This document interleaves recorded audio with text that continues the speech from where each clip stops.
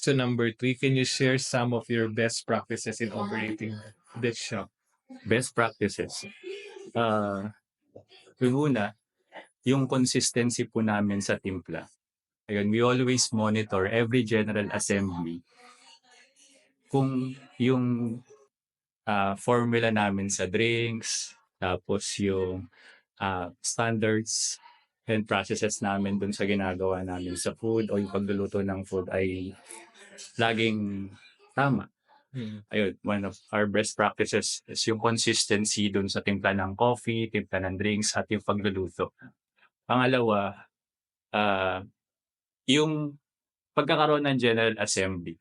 This is where, dito po namin ginagawa na mag-appreciate ng mga employees namin by giving them recognitions kung sino po yung naging, for example, yung best barista of the month or best yung attendance, yung attendance achiever award, yung mga walang absence na perfect attendance.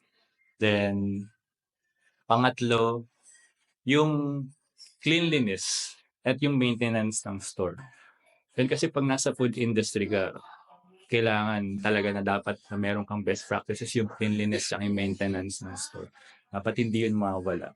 Safety first pagdating sa bago pa man yung ibang bagay, dapat yung cleanliness and maintenance ng store.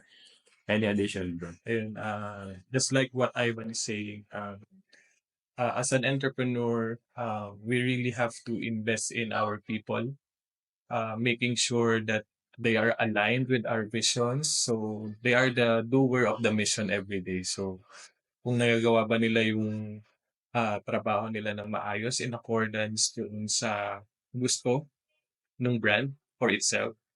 So ayun, we continue the mission every day para madala kami sa gusto naming puntahan in the long run. So, yeah. So